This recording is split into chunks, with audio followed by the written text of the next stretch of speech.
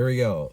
This is day five for my lightning interviews with our counselors and mayors to be. Today we have Vicki Mink, currently sitting counselor for Port Hope for Ward 2. Thanks for seeing me. Well, thank you very much. So I have prepared 5 rapid questions and 5 different topics that I'd like to ask you that hopefully would help me personally and maybe the people who's going to see this video after I send this out to choose who they're going to be their next leader in our municipality. All right, here we go. You're in the hot seat. Okay. Regarding, first topic would be about you. Okay. If you were given a magic wand to change anything in this town, what would it be and why? Let me rephrase that. If you had a magic wand and could change anything in this town, what would you change and why? So the sky's the limit and what could be changed? You have a magic wand. I mean, surprise. Surprise. Well, Magic. Well, it's a good town already, so I don't think I would do anything really drastic. I think I represent the rural ward and I spend a lot of time out here. And I think what I would like to change would be, it doesn't sound very interesting and fun. Oh, it's fine. But it doesn't have to. I mean, this is exactly all about you. It's not about anyone else. It's you. I would change the roadsides. It's a huge cost to keep our rural roads maintained. Our roadsides, our ditches, our culverts, it's a never-ending task. And I would make these rural roads a surface that would not deteriorate and that we could get caught up on. Because our rural roads are for the public and the residents to get places, but we also use it for recreation. Oh, yeah. There's a lot of people out there walking strollers, dogs, bicycles. People out here don't go into town for the recreation. They use the rural roads out here. And it's tough when you have potholes here and there. There's farmers on the roads and there's potholes, and our ditches are, we just don't have the resources to keep all of our ditches clear and clean. And there's so many different things that we could do, but we'll never get caught up. It's a never-ending battle. So I would permanently fix our rural roads, ditches, culverts forever. All right. That's your magic wand request. Yes.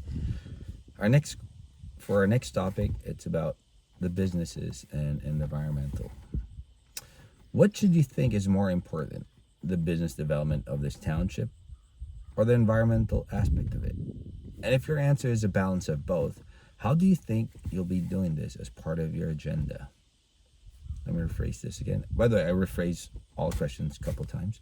What do you think is more important, the business development of our municipality or the environmental concerns of our residents?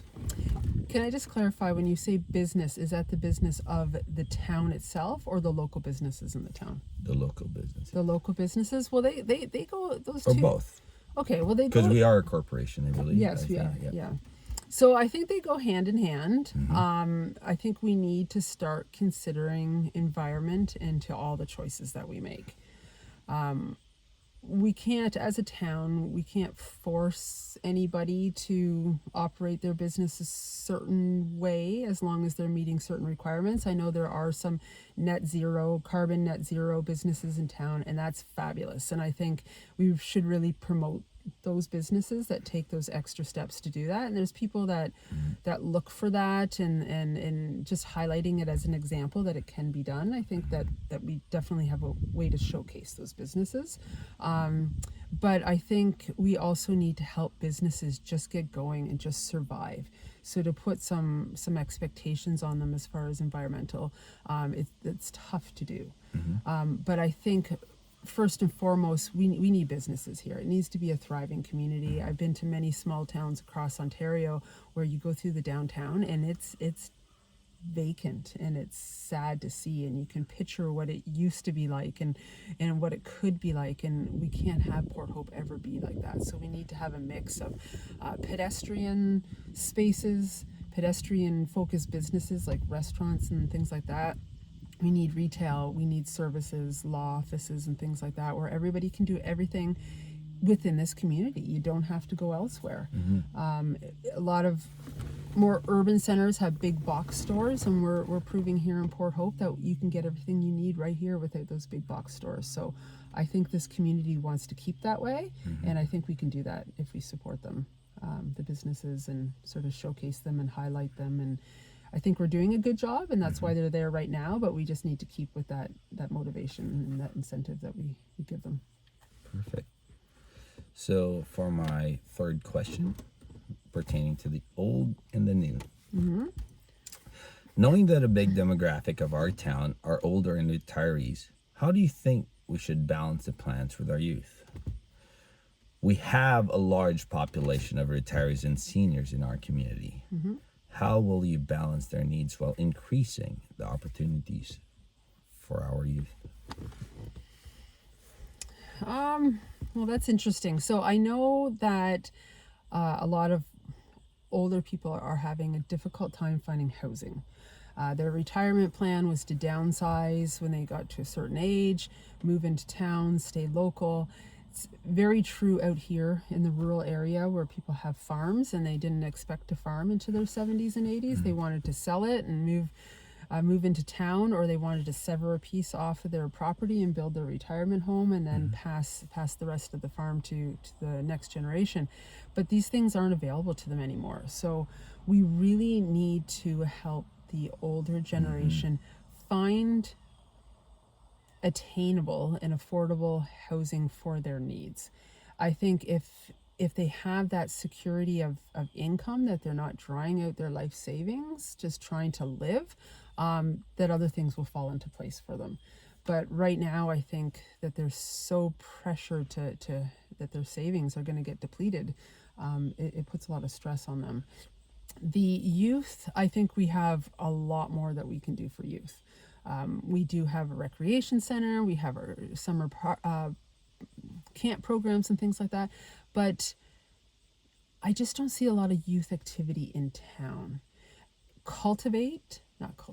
Critical Mass is doing a great job bringing arts programs into the downtown area, and we have a lot of festivals that bring them in, but especially that teen presence seems to be absent.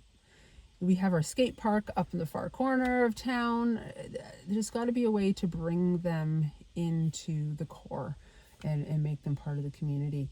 A lot of them are going to Coburg to high school, so they're just drawn that way.